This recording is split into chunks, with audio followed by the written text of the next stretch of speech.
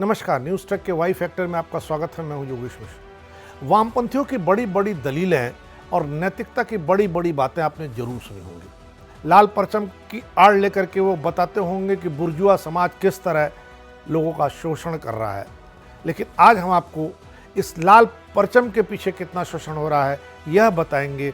वामपंथ के नाम पर लोगों को बरगलाया जा रहा है, लोगों को गलत सूचनाएं दी जा रही हैं और हम कभी पश्चिम बंगाल में अपनी जड़ें जमा चुके वामपंथ के सबसे बड़े नेता ज्योति बसु से शुरू करके कुछ और नेताओं की निजी जिंदगी की बात करेंगे, ताकि ये पता लग सके कि ये दोहरा चरित्र नहीं, मल्टीफोडेड कैरेक्टर होता है इनका, और इस मल्टीफोडेड कैरेक्टर में कब आप कैसे फंस जाएंगे आपको अंदाज नहीं लगता है। पूर्वी बंगाल में जमींदार कुटुंब में जन्मे ज्योति बसु कानून पढ़ने लंदन गए थे। वहां आईसीएस की परीक्षा में फेल हो गए, मगर बैरिस्टर बन गए तो कोलकाता हाई कोर्ट में गोरे न्यायाधीशों के समक्ष पैरवी करते थे। तभी बापू ने ब्रिटिश अदालत और शिक्षा केंद्रों के बहिष्कार की अपील की थी। राजेंद्र प्रसाद, सुरेंद्रनाथ बनर्जी, जवाहरलाल नेहरू, सरदार पटेल आदि ने अंग्रेजी अदालतों को छोड़ दिया था। नेताजी सुभाष चंद्र बोस ने तो करिश्मा कर दिखाया। अपने पिता के आग्रह पर आईसीएस की परीक्षा में बैठे, पास हुए, चयनित हुए और उसके बाद उसे छोड़ दिया।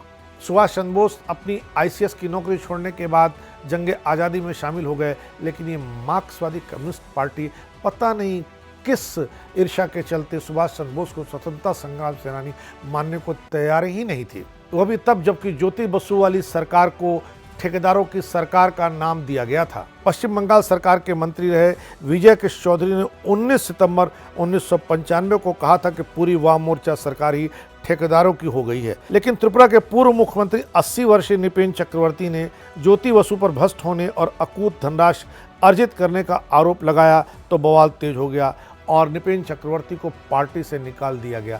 यानी आप ये कह सकते हैं कि वामपंथी सरकारें, वामपंथी परचम जो लोकतंत्र की लंबी लंबी बातें करता है, उसके यहाँ इतना लोकतंत्र नहीं है एक मुख्यमंत्री दूसरे मुख्यमंत्री के कार्यों पर सवाल खड़ा कर सके। ज्योति बसु ने इन आरोपों को निराधार और लांछन बताया, मगर इस तथ्य को स्वीकार किया कि पूरे देश में माकपा इकाइयों को फंड वे ही उपलब्ध कराते हैं। इसी कारण से उनकी इतनी धाक है कि कोई माकपा नेता उनका विरोध नहीं करता। अगर कहीं कोई कर भी दे तो उसके राजनीतिक जीवन की इतिश्री हो जाती है।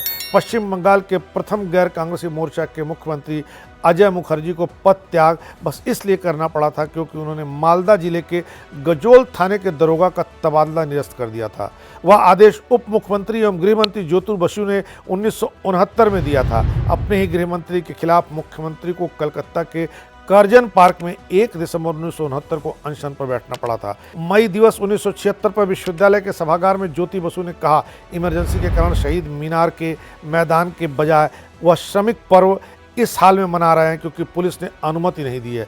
इस सभागार में एक श्रोता उठा और बोला कि क्या वामपंथी क्रांति को लाने के लिए दरोगा की अनुमति लेनी पड़ेगी। उसके सवाल को सुनकर के ज्योति बसु नाराज हो गए और उसे पार्टी से निकाल दिया। तुलना के लिए 2 माकपा मुख्यमंत्रियों की जीवन शैली पर नजर डालना जरूरी है। केरल के मुख्यमंत्री ई.के. नयनार से एक बार उनका बेटा उनसे पैसे मांगने आया, बताया कि वो उन्हें पैसा 1 से 7 तारीख के बीच में देंगे क्योंकि तभी राज्य के कर्मचारियों को तनख्वाह मिलती है और उसी समय उनकी भी तनख्वाह मिलेगी। ज्योति बसु के एकमात्र पुत्र चंदन बसु को ऐसी प्रतीक्षा कभी नहीं करनी पड़ी, भले ही वह उच्च शिक्षा न प्राप्त कर पाए हों।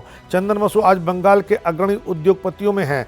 12वीं के बाद जब वो प्रदेश की किसी शिक्षण संस्थान में प्रवेश की परीक्षा नहीं पास कर पाए तो ज्योति बसु ने अपने बेटे चंदन बसु को कोटे के मार्फत कश्मीर मेडिकल कॉलेज में दाखिला दिलवा दिया। श्रीनगर के आरक्षित कोटे के सीटों में नामांकन पाने के लिए फारूक अब्दुल्ला ने भी उनकी मदद की, पर चंदन का मन कहाँ रम पाता क्योंकि वो तो पढ़ना चाहते ही नहीं थे। लिहाजा वो आधे में छोड़ करके कोलकाता वापस आ गए। कोलकाता में बंगाल लैंप कंपनी में उच्च अधिकारी बन गए। दैनिक अमृत बाजार पत्रिका ने 18 सितंबर 1988 को यह खबर छापी कि लोक निर्माण विभाग ने एक आदेश जारी किया है जिसमें लिखा है कि इसी बंगाल लैंप कंपनी से सारे के सारे लैंप खरीदे जाएं।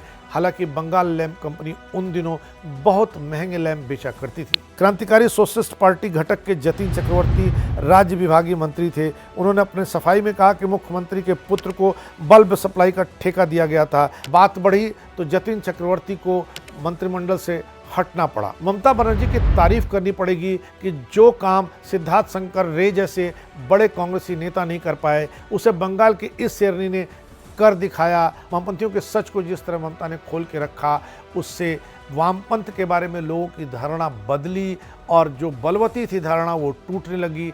देखना है वामपंथ अब कब खड़ा होता है और यह भी देखना है कि क्या वामपंथ खड़े होने के लिए अपने पुराने उस चाल चरित्र और चेहरे को बदलता है जिसके बारे में अब बहुत कुछ लोगों तक पहुंच गया है। इस बार इतना ही, अगली बार फिर मिलेंगे किसी नए सवाल पर नए ढंग से बात करने के लिए। तब तक के लिए नमस्कार।